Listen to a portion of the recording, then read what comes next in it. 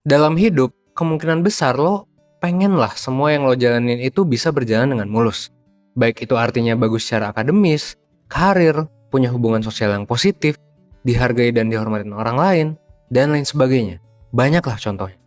Tapi pernah nggak sih apa yang tadinya lo harap bisa berjalan dengan baik, malah jadi pengalaman buruk buat lo? Dan ini nggak hanya terjadi sekali gitu. Ada juga mungkin kegagalan dan pengalaman ini ngebuat lo ngerasa nggak berharga terus-terusan. Tiap mengalami sesuatu yang buruk, setelahnya lo ngerasa putus asa. Sampai di titik lo nanya, kenapa ya gue kayak gini? Gimana ya biar gue bisa bangkit dari pengalaman buruk yang gue rasain? Nah, di video ini gue bakalan ngebahas salah satu filosofi yang bisa banget ngebantu lo ngejawab pertanyaan-pertanyaan tadi. Makanya, kalau misalnya lo punya keresahan yang sama kayak yang gue sebutin tadi, coba lo tonton sampai habis video ini, dan jangan lupa buat like video ini dan subscribe channel 1%. Biar lo gak ketinggalan video-video lainnya dari 1%.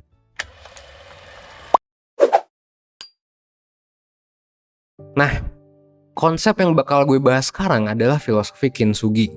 Gue gak tahu gimana bacanya, tolong koreksi kalau gue salah ya. Nah, filosofi Kintsugi ini berasal dari para Buddha di Jepang. Lebih tepatnya gimana cara mereka memandang barang-barang, kayak misalnya gelas, vas, dan mangkok yang udah pecah atau rusak. Bukannya menganggap barang-barang ini lebih baik dibuang, tapi justru barang-barang yang rusak ini malah diperbaiki dan dihormati gitu. Bahkan diberi perhatian lebih daripada barang-barang yang masih mulus, yang masih bagus gitu. Nah, mereka mencoba mereparasi barang-barang yang pecah tadi dengan menempelkan tiap bagiannya pakai lem yang abis itu dilapisi oleh bubuk emas.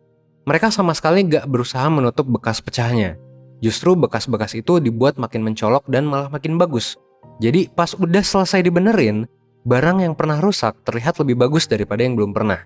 Nah, proses reparasi inilah yang disebut sebagai kintsugi.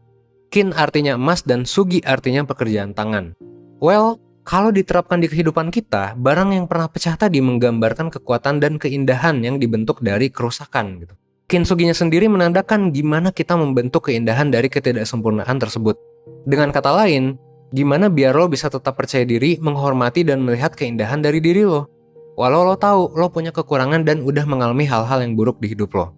Tapi dari segala filosofi dan konsep yang ngebahas tentang penerimaan diri, kenapa sih yang dibahas harus kintsugi gitu? Pertama, kintsugi gak ngebahas cara ngelawan atau melupakan pengalaman buruk. Tapi justru gimana kita bisa menerima pengalaman tersebut sebagai bagian dari diri kita. Dan hal ini udah dibuktikan sama penelitian gitu. Orang-orang yang berusaha ngelupain pengalaman buruk malah makin keinget gitu dan malah gak bisa move on. Tapi yang sebaliknya, yang berusaha menerima itu malah lebih mudah move on. Jadi menerima itu sebenarnya memang proses yang justru sehat gitu dibandingkan kita mencoba melupakan atau melawan. Yang kedua, filosofi ini juga punya pandangan bahwa penderitaan dan pengalaman yang dialami tiap orang itu unik. Luka tiap orang itu beda dan gak bisa dibandingin, maka ya daripada cuma berusaha untuk pulih, Kintsugi mengajarkan kita untuk belajar dari luka tersebut, supaya kita bisa jadi bertumbuh lebih baik dari sebelumnya. Hal ini juga udah dibuktikan oleh penelitian. Orang-orang yang ngelihat pengalaman buruknya sebagai kesempatan untuk bertumbuh, akan jauh lebih puas sama hidupnya dibandingkan orang-orang yang ngelihat pengalaman buruk mereka sebagai kesialan dan hambatan. So, kesimpulannya, Kintsugi itu punya konsep yang udah teruji dan efektif secara saintifik gitu. Nah, pertanyaan selanjutnya adalah gimana caranya lo bisa menerapkan Kintsugi di hidup lo?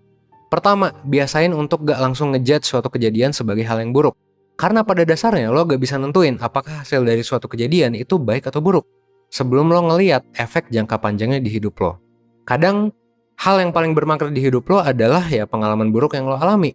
Dan penelitian juga udah ngebuktiin ini. Kebanyakan orang mengaku bahwa pengalaman baik dan pengalaman buruk mereka adalah pengalaman yang sama. Dan kalau bisa ngelihat maknanya, pengalaman buruk itu jadi terasa makin positif gitu seiring waktu. Nah, supaya lo bisa memaknai pengalaman yang terkesan negatif, coba deh lihat semua hal yang lo alami sebagai sebuah kesempatan untuk belajar gitu. Entah hal itu awalnya baik atau buruk, ya kalau lo berhasil anggap aja kan lo punya kesempatan untuk ngelanjutin apa yang udah lo lakuin. Kalau lo gagal ya tetap lo punya kesempatan untuk belajar gitu, untuk mengevaluasi dan untuk memperbaiki diri. Dengan cara pikir kayak gini, lo jadi bisa ngelihat semua kejadian sebagai kesempatan untuk belajar, untuk membuat diri lo lebih baik tanpa ngejudge dulu apakah kejadian tersebut itu baik atau buruk. Yang kedua, bersedialah mengubah pandangan lo selama ini. Coba atur ulang cara pandang dan mindset biar lo bisa bertumbuh dari kesulitan. Basically memang hal-hal buruk bisa terasa mengancam gitu kan, karena menurut pikiran lo ya biasanya hal tersebut gak seharusnya terjadi. Nah, cobalah untuk lebih menerima. Biar lo bisa lebih menerima, lo perlu belajar untuk memaklumi kejadian-kejadian yang sebenarnya nggak sesuai dengan pandangan lo. Caranya, coba tolerir perasaan negatif yang muncul. Ketika ngalamin sesuatu yang buruk, lo bakalan ngerasa sedih, marah, ragu, dan cemas. Tapi ya, lo bisa sadarilah bahwa perasaan-perasaan ini sebenarnya ya berguna gitu. Emosi ini tuh wajar dan berguna. Karena bisa mengarahkan lo pada deliberate rumination. Atau keadaan di mana pikiran lo itu fokus sama sebab akibat dari kejadian yang lo alami. Nah, kalau lo udah masuk tahap ini, akan lebih mudah untuk membangun ulang pandangan lo terhadap dunia, diri sendiri, dan orang lain. Ketiga, coba eksplor perasaan dan pikiran lo tentang kejadian yang lo alami. Jadilah penasaran soal cara pikir dan reaksi lo terhadap suatu masalah. Maksudnya, lo bisa coba analisis. Apa aja sih yang lo pikirin dan rasain terhadap kegagalan lo kali ini? Menurut lo, perasaan dan pikiran lo udah rasional atau belum? Nah, simpelnya di sini, cobalah untuk mengambil waktu pause atau ya berhenti dulu sejenak, rehat dulu, supaya lo gak terus-terusan terjebak dan tenggelam dalam pikiran dan perasaan yang memang wajar gitu, yang memang otomatis muncul. Yang kalau dipikirin matang-matang sebenarnya ya mungkin kurang rasional gitu, tapi ya wajar juga. Dengan ngelakuin ini, lo juga jadi tahu bahwa proses pengambilan keputusan yang lo lakuin itu kompleks gitu, tapi tetap bisa dibenerin dengan usaha yang lo lakuin. Sebenarnya mungkin aja lo mengalami kesulitan kan ngontrol pikiran dan ya perasaan yang otomatis itu. Karena kalau udah terbiasa memang jadinya makin susah untuk diatasi. Nah, 1% sebenarnya bisa ngebantu lo dengan worksheet yang kita punya. Namanya adalah Thought Challenging Activity Worksheet gitu. Di sini pikiran yang menghambat lo itu bakalan ditantang gitu. Ketika lo ngerjain worksheetnya itu bakalan menantang pikiran lo gitu. Supaya lo bisa lebih yakin sama diri lo. Jadi yang biasanya lo mikir lo pasti gagal gitu, gak mampu ngelakuin sesuatu dan lain sebagainya yang negatif banget, itu gimana caranya biar dilatih perlahan-lahan supaya berubah jadi positif. Contohnya kayak di worksheet yang tadi ya.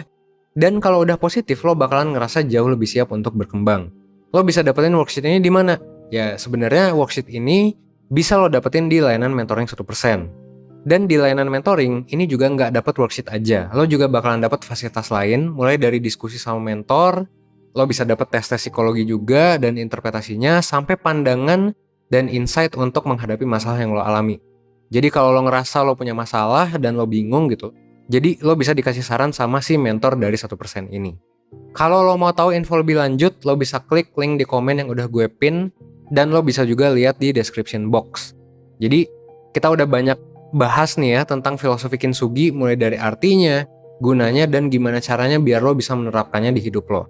Semoga gue bisa ngebantu lo menerapkan filosofi Kintsugi ini di kehidupan sehari-hari lo, dan semoga video ini bisa membantu lo untuk mengembangkan diri lo at least 1% aja setiap harinya. Oke? Gue Evan dari 1%, thanks.